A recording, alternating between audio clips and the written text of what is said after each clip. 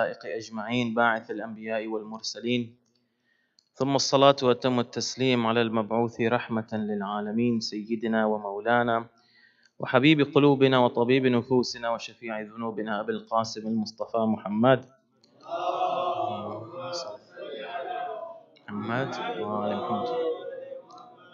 وعلى آل بيته الطيبين الطاهرين المعصومين لا سيما بقية الله في الأرضين روحي وأرواح العالمين لتراب مقدمه الفداء.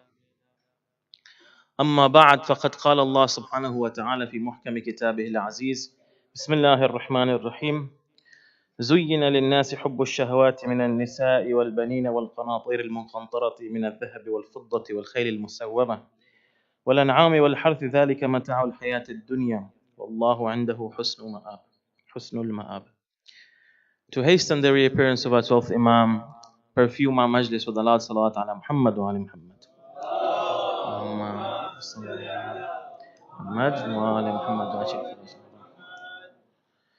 First of all, I would like to turn my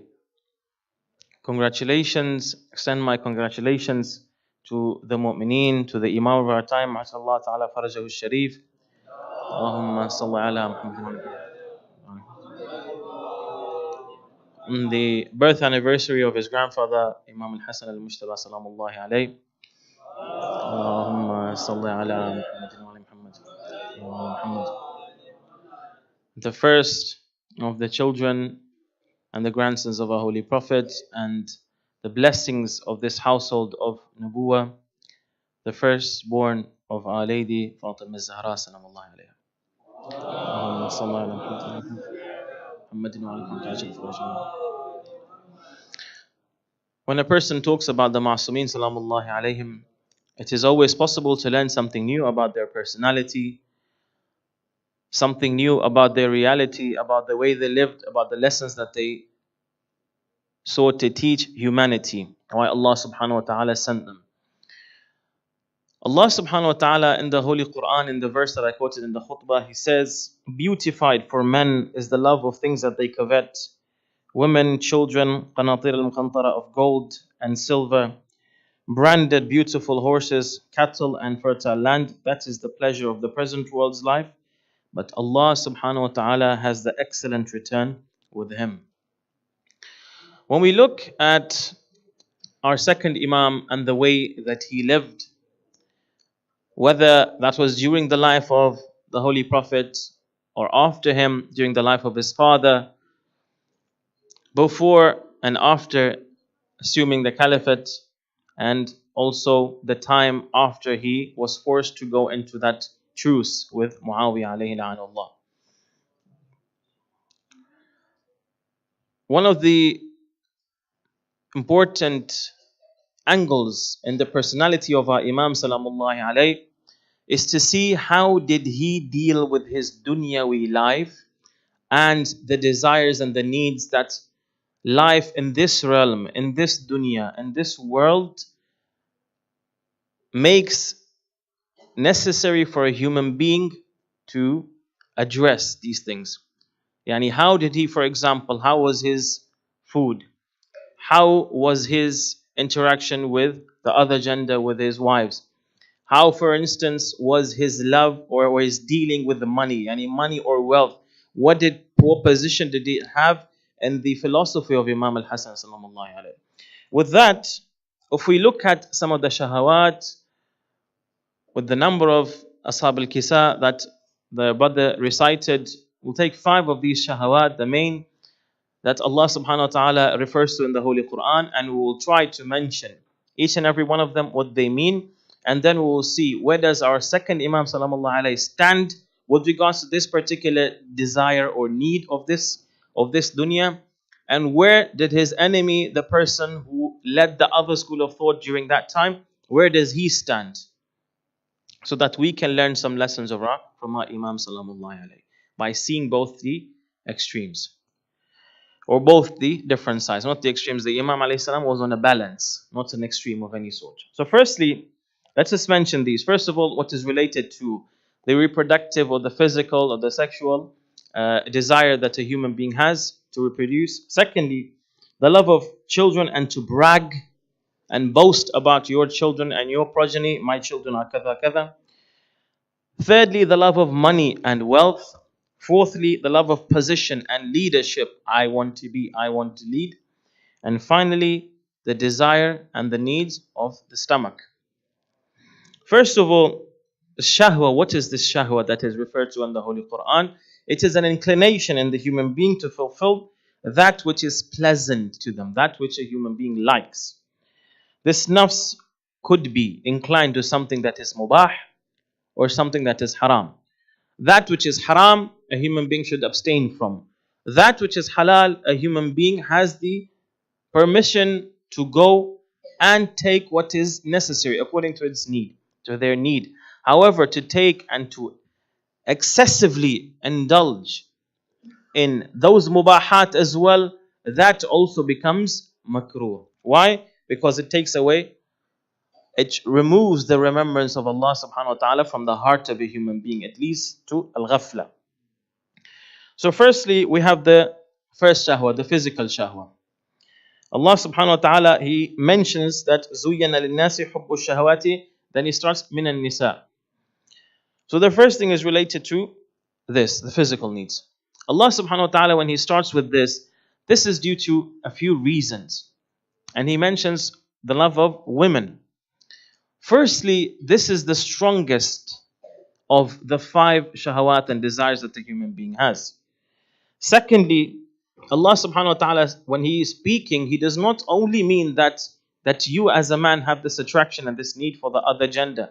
No, the same applies to the other way around. However, Allah subhanahu wa ta'ala is addressing over here men. Why? Because this angle and the personality of a woman, it has hijab related to it. This angle and the personality of a woman, it has sitr, yani it is concealed. It has shyness attached to it. Whereas with regards to men, it does not have that same limitation. With regards to a woman, Allah subhanahu wa ta'ala has given her shyness. At that, if there is this desire or this need, a woman may not show it. Again, one of the things that is related to it is that if you have a look in society, those people who are engulfed in indulging in this desire in a very negative way, you will find that men are more than women. Even if there may be some rare cases on the other end. Among this, if you have a look then, is that due to this shahwa, due to this desire, Allah subhanahu wa ta'ala wiped out certain qawms.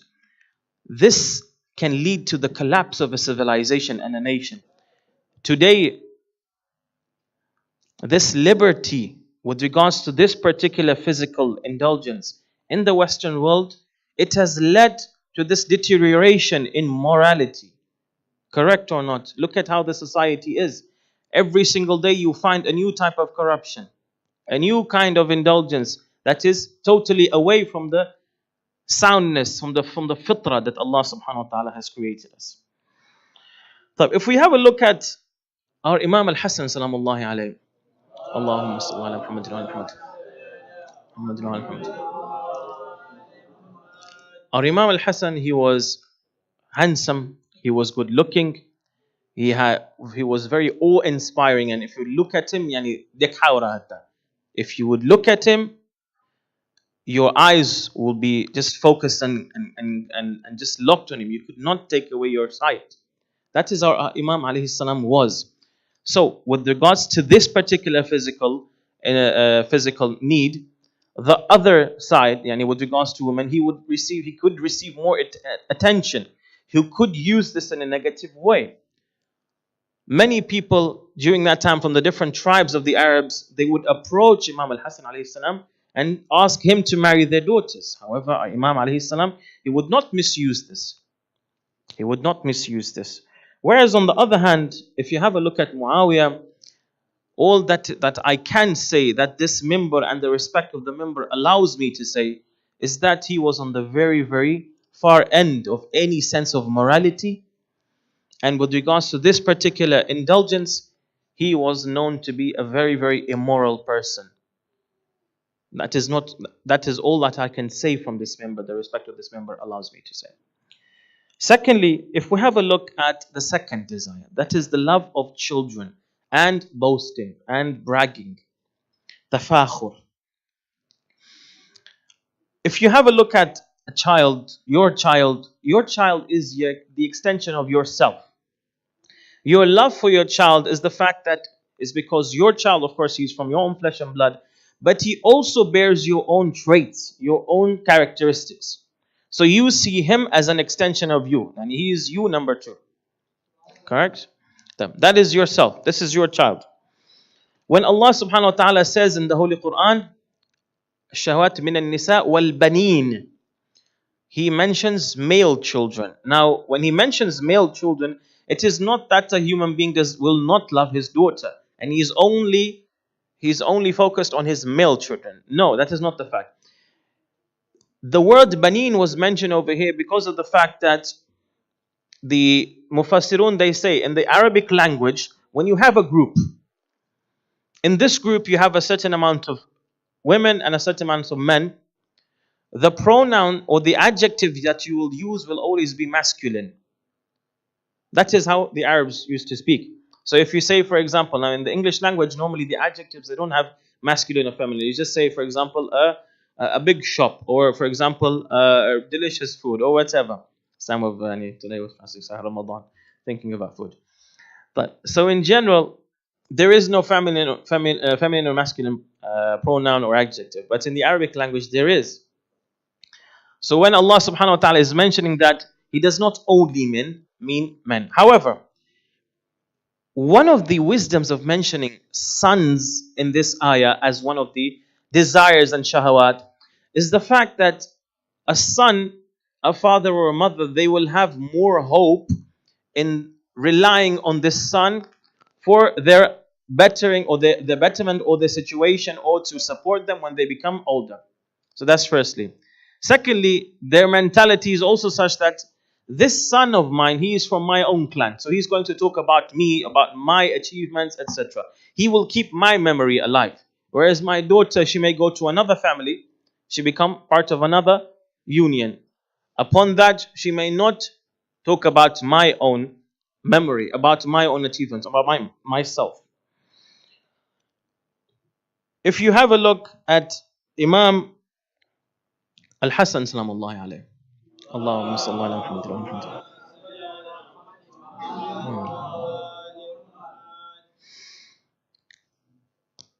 When you have a look at our second Imam, or before even mentioning this, one of the things that this hubbul banin, the love of your sons or your children, will lead to, if it is negative, and if you do not follow the principles of Islam, is the fact that a person, in order to work for their upbringing or in order to provide for them, this excessive love for them, slowly, what will that person do? He will look to make money, correct? Even if this may lead to making money in haram ways. Even if this may lead to not paying huquq shar'iyya, to not paying khums or zakat. Say, why should I pay? My children have more of a right. Correct or not? This is a mentality. Miserliness, not helping somebody, not helping that person who is needy. Allah subhanahu wa ta'ala, with this regard, He says, Bismillahir Rahmanir Rahim, يا أيها الذين آمنوا لا تلهكم أموالكم وأولادكم عن ذكر الله ومن يفعل ذلك فأولئك هم الخاسرون. That, O you who believe, let not your properties and your children divert you from the remembrance of Allah, and whoever does that, they are the losers. But our second Imam, during his imamat, there were two Imams living. So he was himself and Imam al-Husayn salamullahi alayhi. Allahumma salli ala Muhammad wa ala Muhammad. Our Imam, our second Imam, he had children during that time. Al-Hasan al-Muthanna and Hasan Jr. and others as well during this time. Al-Qasim. However, our Imam alayhi salam, he did not seek any kind of leadership or special privilege or treatment or even the imamat for his own children, relying on batil. Yani telling Imam al-Husayn that based on the system of monarchy, the eldest son, he will always be the king and he will be the monarch, and then from his own children. So the second brother, he will be ruled out. He won't be in line of the throne directly. Maybe fourth, fifth, whatever, how many children based upon that. Correct? That's how the system of monarchy runs. Or Imam alayhi salam, he was not like that. He respected Imam al-Husayn alayhi salam. And he did not, of course, he's a ma'soom. But I'm trying to give you a comparison with what Muawiyah did. Or Imam alayhi salam, he did not seek anything for his own children. But if you look at Muawiyah, towards the end of his life, Muawiyah was preparing his own son, that corrupt person Yazid. He was preparing Yazid for what? To be an extension of him. So as a result, he would go and call the heads and the chieftains of the Arab tribes. He would call them all. Why? So that he could force them to pay allegiance to whom? To Yazid. Even though he has a truce with Imam al-Husayn, Imam al-Hasan alayhi salam. Correct? This is what Muawiyah was trying to do. During this time, it is said that Muawiyah, as he passed away, he had ordered Amr ibn al-As to announce that the caliphate after him is going to be his son. Amr ibn al-As, he was known to be a very cunning man himself. A very cunning man himself. So he was actually, his nafs was telling him that he wanted to announce himself as the Khalifa after Muawiyah. So as he was standing on the podium and he was about to say that, he saw that Muawiyah had ordered soldiers to be waiting for him near the podium under the minbar, all of them ready, that should he say that I am the Khalifa and not Yazid, they would immediately slay him. So he says later on in his memoir, when he's speaking, and he says that I understood. At that point I understood that Muawiyah is more cunning than me. طيب, Imam al-Hasan alayhi salam, no. He did not seek any of that. What did he tell al-Qasim? That when you see your uncle on the day of Ashura, go to him and assist him in loneliness. In another shahwa, or another desire that Allah subhanahu wa ta'ala talks about, is the love of wealth and money. We have the physical desires, sons, now the love of wealth and money. Allah subhanahu wa ta'ala, after mentioning these two, in that verse that I quoted, He says, Bismillah ar-Rahman ar-Rahim, gold, silver, branded, beautiful horses, etc. Right? In essence, first of all, it's important to mention that wealth itself is not negative. Wealth itself is not negative. If you look at the beginning of this verse, Allah subhanahu wa ta'ala says, Zuyyina. Correct? Beautified. Made more attractive to you than it should be, yani by shaitan or the nafs. That is what is dispraised. However, that tool, which is wealth, through which you can fulfill your needs and not have to extend your hand in need towards anybody, there is no problem in that. Okay? There is no problem in that. It is makruh then to be attached to this wealth. This love of wealth is something that is fitri. It is fitri, it is instinctive in a human being. Our Holy Prophet ﷺ says, Allahumma salli ala Muhammad wa ala Muhammad,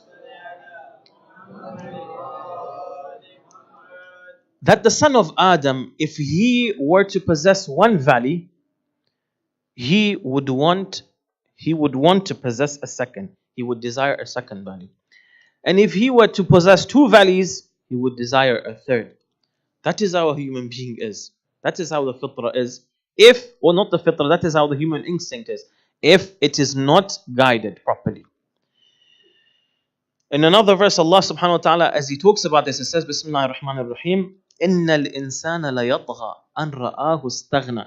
Yani indeed, man becomes rebellious when he considers himself without need. Yani when he comes to have money, one of the negative effects is that And if Allah subhanahu wa ta'ala, He says in the Holy Quran that وَإِذَا مَرَضْتُ فَهُوَ يَشْفِينَ, that when I become sick, Allah is the giver of cure. To Him, no, not Allah subhanahu wa ta'ala. To Him, it's His private consultant, not even the NHS. His private consultant is the one who's going to give him shafa. He's going to be able to pay for that. Right? This is what a human being thinks. He does not need Allah subhanahu wa ta'ala. He forgets that Allah subhanahu wa ta'ala is the one who is in control. However, this actually leads to corruption. If you look at Muawiyah, alayhi la'inullah, the way that he used that wealth that he hoarded, what happened is that during the time of the second caliph, Sham was conquered. Okay? It was conquered, and his brother Yazid bin Abi Sufyan was the person who was made the wali, the governor of this area, of the Levant area, of Sham, etc. However, when he passed away, Muawiyah, he put his hand on this area.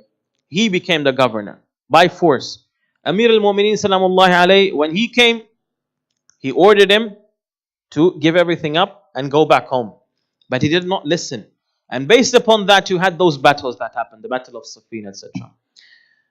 Muawiyah during this time, how was he using that wealth? He was using the wealth of the treasury of the Muslims as his own personal bank account. So, based upon that, first of all, he was working to bribe the Arab chiefs in order to come and their clans would be loyal to him. Allegiance. Secondly, he would use that money however he would see fit, however he would like. One of the ways is the fact that, and this is very, very well known, poets would come and they would recite verses of poetry for these caliphs, and they would give them crazy amounts of money. Not a few thousands, some narrations they mention alaf al-dananir, millions of dananir. If you were just to consider 1 dinar to be maybe $1, and it was more than that, but to be $1 each, $1 million just for a few verses of poetry. This was how Muawiyah was using it. Also, he was using it to buy singers. Yes, and he was using it for propaganda. Now, how propaganda? I will mention this a little bit later on. Based upon this, Allah subhanahu wa ta'ala, when He talks about, when the ulama, when they mention that the ibadat of Allah subhanahu wa ta'ala, if a person wants to do ibadah, you need two things. You need dhikr and you need fikr. You need dhikr of Allah subhanahu wa ta'ala, the remembrance of Allah, and you need to be able to think. Now, when you occupy yourself with wealth, just thinking constantly about money, you will not have any time, any peace of mind to think about Allah and to remember Allah subhanahu wa ta'ala. You will not have any time for the dhikr and the fikr. You will forget Allah subhanahu wa ta'ala. You will also fall then, because you will have that urge that you want to make money. You will start to fall in haram ways, in haram paths in order to make money. You will also start to deal maybe with people in dubious ways, eating certain people's rights. Among them, you will also then refrain from paying the huquq of Allah. Among them as well is the fact that you will be so fearful, so afraid that you are going to lose money. Now it becomes psychological. My God, I can't do this. If I'm going to pay this to the masjid, for example, this amount I'm going to be losing, for example, £100 from my earnings this month, it's going to be very, very difficult for me. This is how a person starts to think. They will start to grieve when they start to lose money. They will start to keep it. Imam Rida salamullahi alayhi says, Allahumma salli ala Muhammad. He says, wealth cannot be gathered except with 5 things. Firstly, severe miserliness. I'm saying wealth, lots of wealth. Long hope that I will do this, then I will do this, and the next month I will do this, and the next year I'll do this. Long hope. Thirdly, excessive attentiveness. Oh my God. If you have, for example, let's say kids coming to your home, don't do that, don't do this, don't do that. Some people, you may have seen that they have this problem, this psychological problem. No, don't do this. No, you'll break that, you'll do that. Everything is going. A human being is going. You're afraid for a few glasses, طيب. Among them, cutting family relations. This particular problem, it will lead to the cutting of family relations. Why? Especially between women. You'll find that, no, fulana, she's talking to my children like that. I'm not going to go to her house anymore. And finally, it leads to preferring the dunya over the akhirah. The Holy Quran, it talks about the way a person should deal with wealth. Allah subhanahu wa ta'ala says, اعلموا أنما الحياة الدنيا لعب ولهو وزينة وتفاخر بينكم وتكاثر في الأموال والأولاد كمثل غيث إلى آخر الآية. That is to say, وما الحياة الدنيا إلا متاع الغرور. That know that the life of this world is mere diversion, play, glamour, and mutual vainglory between yourselves, and rivalry for wealth and children, like rain. The life of this world is nothing but the wares of delusion. In another verse, وَمَا يُغْنِي عَنْهُ مَالُهُ إِذَا تَرَدَّى. His wealth will not avail him when he perishes.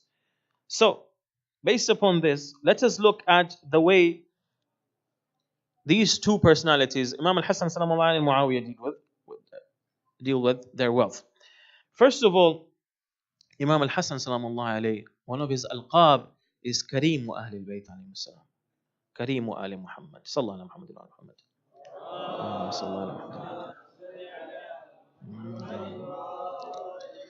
The generous, noble one from Ali Muhammad. This was one of his titles. Why?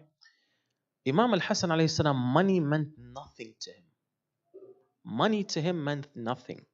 According to certain historians, they say that Imam alayhi salam, he gave away all of his wealth thrice, starting from zero. He gave away all of his wealth to people. In other narrations, it is mentioned that our Imams alayhi salam, our Imam al-Hasan, he would never say no to a person who would come to seek his aid. Never would he say no. Why? He was once asked, he says, because I asked Allah subhanahu wa ta'ala, and I feel shy that if I ask him, he will give me, and he has always made this habit, he has made me accustomed to the fact that when I ask him, he gives me. And what I do based upon that is that what he gives me, I give to the poor. So if someone comes to me, I would not like to break that habit that I have made with Allah subhanahu wa ta'ala.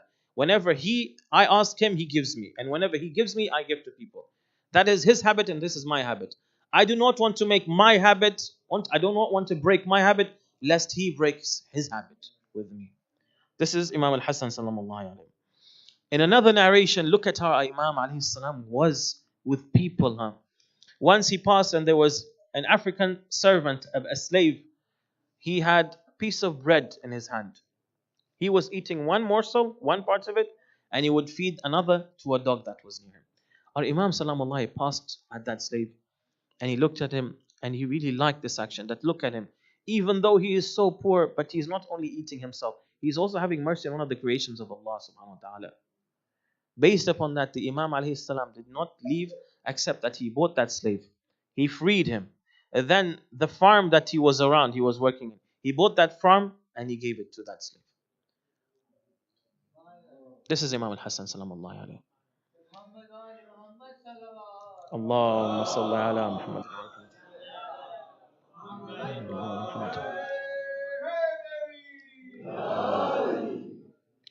Among the habits of our Imam alayhi salam is that sometimes when people would come to him, he would not let them say what they need so that they would not be humiliated. He would give them and would start by giving them without them even saying what they needed. That was our Imam alayhi salam. Among his habits was the fact that if he were to buy farms, and if he were to come to here and know that the farm owner, the original farm owner now, he's in a bad position financially, he would go to him, he would return the farm and the money that he paid. And the money that was now with the farmer, he would keep that with him. He would tell him, keep that as well. Keep both of them. Imam alayhi salam, once a person came to him. I'm mentioning these stories, why? This is how the love of Ahlul Bayt grows in our hearts. When you listen to how they were with people. Once a person came to the Imam alayhi salam and he was asking his aid. At that day, the Imam alayhi salam did not have anything. So he did not want to refuse to give anything to that man. So he told him, look, I do not have anything to give you, but I will tell you to do something. I will advise you to do something that if you do it, you will receive khair. He said, what is it, Ya Mawla? He tells him that you go to the Khalifa. Was it Muawiyah or is it the governor of Muawiyah in Medina? I'm not 100% sure. But you go to the governor. His daughter has passed away. And he is sitting with her by himself. And he is as if he's locked up by himself. And he's secluded with herself over there. Maybe with a grave. Based upon that, nobody has given him condolences appropriately. So I will teach you what to tell him. You tell him that, and he will give you what you need. He tells him, please tell me, O Imam alayhi salam, what should I do? The Imam alayhi salam, he tells him, tell him, Alhamdulillah alladhi sataraha bijulusika ala qabriha. That praise be to Allah subhanahu wa ta'ala that He has concealed her, that He has given her like a hijab. He has veiled her with you sitting near her grave, and He has not exposed her among the people with her having to sit at your grave, because you go over there near her grave, you have your entourage, you have your soldiers, you have your army, etc. They are with you sitting over there. So they're covering you, and they're covering you from the gazes of the people. However, were you to die, she alone would have to go to your grave and she would be exposed to the people. At that, this governor liked this so much, and he asked him, who told you this? Is this your own speech? He said, no, this is the speech of Imam al-Hasan salamullah alayhi. At that he told him, yes, he's a person of eloquence. I believe that he would say something like this. And he gave him what he needed. So this is our Imam alayhi salam. If you have a look, one thing to mention now. Our Imam alayhi salam, they were all zahidin. The hubb dunya, what is negative is not dunya itself, but to love the dunya. Okay? To be attached to it. Now, does that mean that me today living in the UK, in the West, I cannot own? No, nobody said that. On the contrary. You form the dignity of Islam in these parts of the world. You have to show the strength of Islam, the beauty of Islam. Our Imams alayhim salam, when their times allowed it, they would show that as well. Imam al-Hasan salamullah alayhi, based on a narration that I will read to you just partially. Once he left home after having done ghusl and after having groomed himself, his face was bright. He was wearing really, really nice clothes, and he was also riding a really, really nice looking mount. So he was also with some of his ashab, and he was walking. They came across a group of kafir, non-believers, but who were poor. At that point, one of them, he stops Imam al-Hasan sallallahu alayhi. He says, Yabna Rasulillah, and according to what you say, Yabna al-Mustafa, ansifni, yani be fair to me. Do you not say that this dunya is the prison of a mu'min? If this dunya is the prison of a mu'min, look at your situation, how rich you are, how well off you are, and look at my situation, look at our clothes, they are all torn up. Based upon that, our Imam alayhi salam replies, and he tells him, what you see over here in this dunya, compared to what Allah subhanahu wa ta'ala has prepared for us over there, the ni'ams and the blessings that no eyes have even seen, nor any ears heard, this is nothing compared to that. But what Allah subhanahu wa ta'ala has prepared for a person who does not believe in Him, and he commits his sins, etc., if you compare your dunya today and the akhirah, you will know that you today are in paradise, and that is going to be your prison. So our Imam alayhi salam, he would wear this. He would be like this. However, based upon the principles of Islam, the only point that we have to look at is not to be attached. After that, the fourth is the desire of fame and leadership. If a person wants to have their reputation or their mention or their memory well known, person wants to be pointed at when he walks between people. Look at them, they're pointing, looking at, alhamdulillah, Yani I have a good position. This is called talab al-ulu. Yani when you walk amongst people, talab al-jah is for you to want to be better than normal people. This is what Fir'aun wanted. Wastakbar. This is what Fir'aun wanted. And this is what many of the people in history, many of people like Fir'aun wanted. This is dispraised, very much detested in Islam. This may be either related to takabbur, to pride, to arrogance, to self-conceit, yani ujub, etc. One action can be actually an example of many different bad traits. If you look at the Holy Quran, one instance of this talab al-jah and ulu, of a high position and fame, was the story of a Samiri. A Samiri in the Holy Quran during the time of Musa sallallahu alayhi. When Musa alayhi salam comes back from the mountain, he speaks to a Samiri and he tells him, قال فما خطبك يا سامري قال بصرت بما لم يبصروا به فقبضت قبضة من أثر الرسول فنبتها وكذلك سولت لي نفسي. What is your business, O Samiri? What did you do?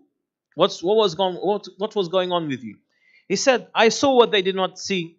I took a handful of dust from the messenger's trail. Yani Jibreel alayhi salam, during those olden times, when he would come, people would be able to see him. Now the earth that he would walk on, it would come to have miraculous properties. So he took some of that and he casted it on and threw it on that calf. And through it, that is how my soul prompted me. Mani aitam karuatu, mani aitam majawi. If you have a look, after that, Muawiyah, if you compare Muawiyah to this Samiri, Muawiyah, after conducting this truce with Imam al-Hasan salamullahi alayhi, the camp of Imam al-Hasan alayhi salam was in Nukhayla. So Muawiyah goes to Nukhayla, he recites Salat al-Jum'ah.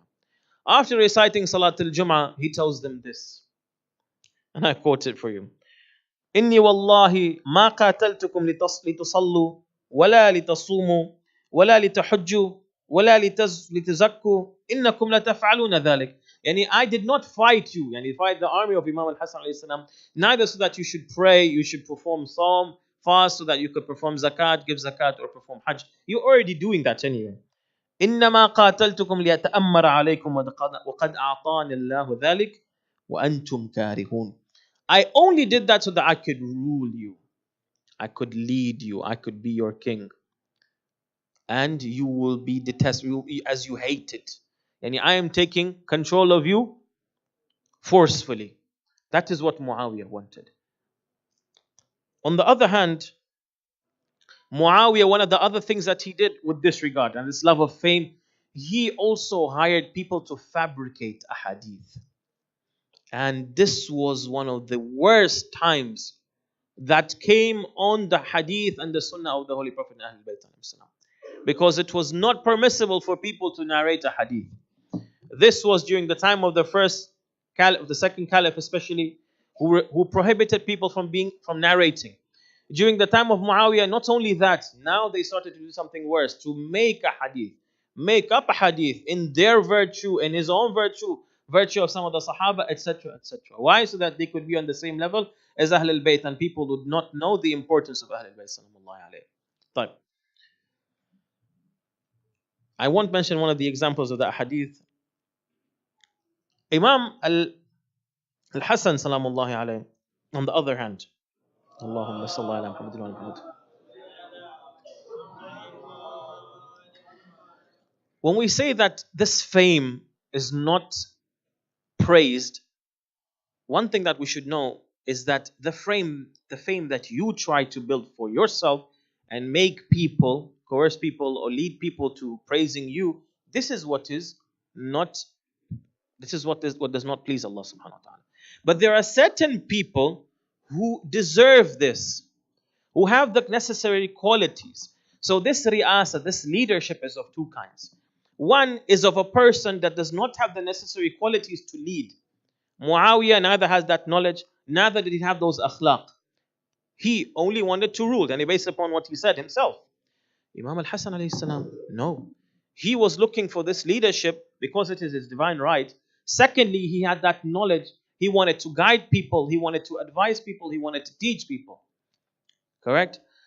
Based upon this, it is okay for a person who has these qualities, it is praise for a person who has these qualities to take leadership. Imam al-Hasan salamullahi alayhi, based upon that, Allah gave him fame. Allah Himself praised him. In the Holy Quran, He purified him. إنما يريد الله ليذهب عنكم الرجس أهل البيت. One of the Ashab al-Kisa. فَاسْأَلُوا أهل الذكر. One of the people of remembrance. One of the people who have authority. This is Imam al-Hasan salamullahi alayhi. In Surah Al-Insan, how they are praised as well. إنما نطعمكم لوجه الله لا نريد منكم جزاء ولا شكورا. Their memory has become immortal through the Holy Quran. Fifthly, with which I end, is the desires of the stomach. Allah subhanahu wa ta'ala, when He talks about these desires and the needs of the stomach, Allah subhanahu wa ta'ala says, Bismillah ar-Rahman ar-Rahim, Ya ayyuha alladhina amanu kulu min tayyibati ma razaqnakum, washkuru Allah in kuntum iyyahu ta'budun. That, oh, you who have faith, eat of the things that we have provided you and thank Allah if it is Him that you worship. In another verse, Allah subhanahu wa ta'ala says, Bismillah ar-Rahman ar-Rahim, وَكُلُوا وَاشْرَبُوا وَلَا تُسْرِفُوا. Eat and drink, but do not be extravagant. Do not waste. Correct? The Holy Prophet ﷺ also teaches us something else. He says that there is no vessel that the human being, the son of Adam, fills that is worse than the stomach. Our ulama of akhlaq, they say that this stomach, this shahwa of eating, this desire and this urge to eat, it opens up other shahwat. The physical needs, and it also, those physical needs and this stomach, it leads you to wanting to work. So then that opens the door for the love of wealth, fame, children, tafakhur, and boasting. So this is what starts it. He says, this Al-Fayd al-Kashani, he says that it was due to that shahwa of the stomach, that urge and that desire of eating of the stomach, it was due to that Adam and Hawa alayhim as-salam, they were cast away from the garden of paradise. It was due to that shahwa. That was the first mistake. So we should be very, very careful with this regard. Excessive eating, of course, as we know, and we also came yesterday, I think also we had that lecture that we came to know the day before that. It leads to so many illnesses as well. Now, how were Ahl al-Bayt salamullahi alayhi with this regard? Once the Holy Prophet sallallahu alayhi wa look at how he is with regards to food. He was sitting in the presence of Sayyidah Zahra salamullahi alayha. Allahumma salli ala Muhammad wa ala Muhammad. So she brought him a piece of bread. He asks her, what is this? She tells him that this is a piece of bread that I made from a loaf that I made from Al-Hasanain alayhi salam. So the Holy Prophet tells her, this is the first piece of food that is entering the mouth of your father in 3 days. This is how the Holy Prophet was. What is the correct way to eat? Do not eat except when you need, when you are hungry, and when you eat, these two pieces of advice. Don't eat except when you are hungry, and when you do eat, get up when you still want to eat, when you still feel that crave. When you still feel that crave that you want to eat. Sheikh Nasr Makarim al-Shirazi in Qom, one of the oldest Marajan, he's actually in his 90s. So in one of his recent medical checkups, his doctor asked him that, Hajj Agha, how is it that, mashallah, your health is totally fine? You don't have anything, pressure, blood pressure, or diabetes or anything. He tells him, well, actually, I'm following an advice of a doctor, yani a local doctor, a herbal doctor. He told me when I was young that, Nasir, if you want to be healthy, do two things. Don't eat except when you are hungry, and when you do eat, get up when you're still craving for food. If you have a look at the way that Muawiyah used to eat, I'll just mention one narration, and it is extremely, extremely filthy. It is a very, very dirty picture, the way that this person was. I mean, there is even a narration that the Holy Prophet ﷺ once was calling to him.